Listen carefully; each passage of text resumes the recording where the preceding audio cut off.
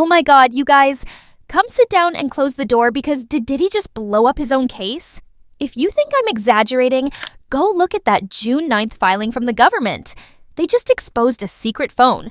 Yeah, a whole hidden phone, with evidence so damaging it could take Diddy down. And honestly, this might explain why court started late today and wrapped up early. The universe is not on his side right now. If you're still confused, let me break it down. There was a secret phone. Diddy found it himself, and through his own texts, he basically confessed how bad it was. The phone implicates KK, and now they're scrambling, trying to call it privileged information. Let's unpack this because it's getting wild. So here's the rundown for anyone who's skeptical. This is that hidden phone breaking news straight from that June 9th filing, dropped just 2 days ago, and it flips everything.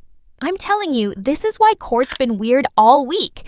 And get this, Diddy didn't delete the evidence, he found it, panicked, and texted KK, and now the feds have it. The filing mentions a secret device, a voice note, and a panic emoji sent to KK, and prosecutors are calling it proof of obstruction.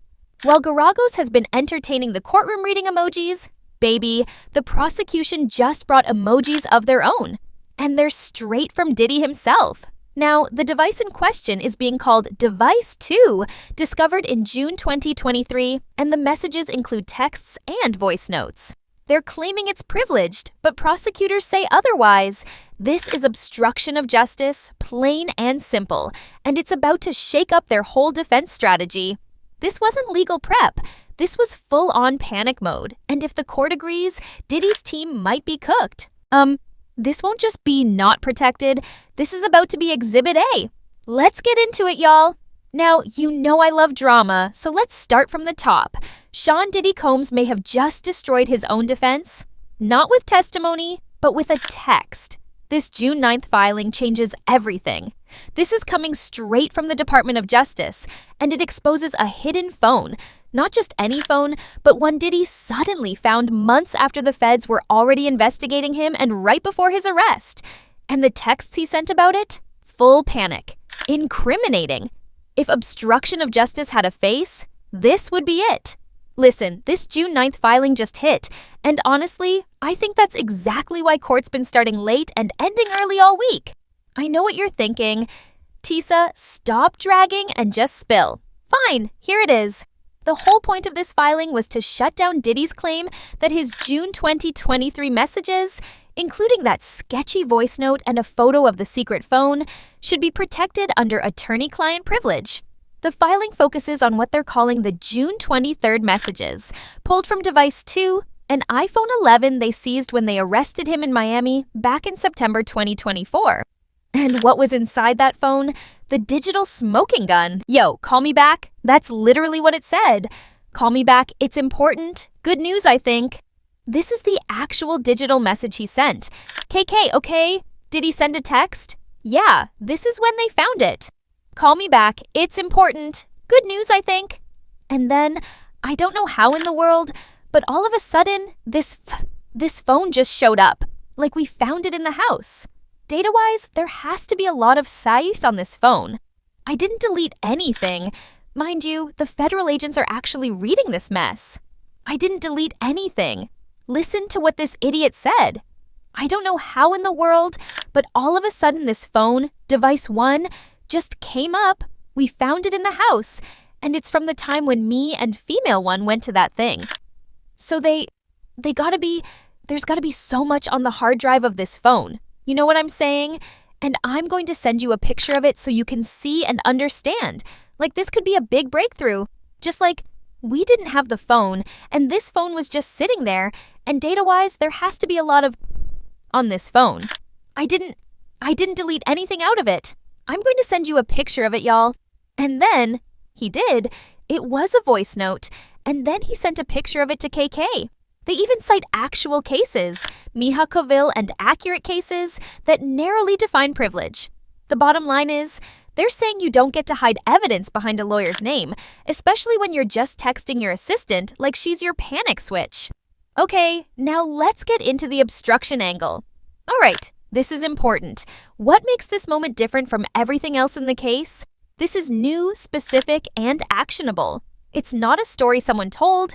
It's not a memory. It's Diddy's own voice acknowledging the existence of the device he didn't turn over during a criminal investigation.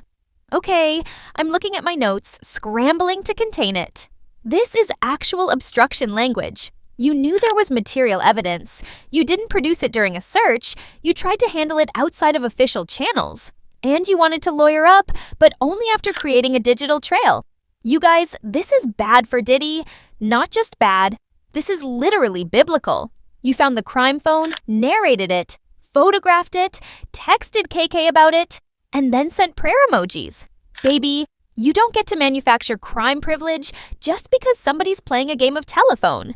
And you can't get it by dragging your assistant who's just trying to beat these co-conspirator charges. She was named as an unofficial co-conspirator. Let's not forget. Yes, an unofficial co-conspirator, right? So you can't unsend a voice note either, and you can't claim ignorance after you literally said, and I quote, "There's got to be so much is in that phone. Me and female one went to that thing." Baby, maybe there are eyes. Maybe eyes wide shut parties. Okay, so what do we have?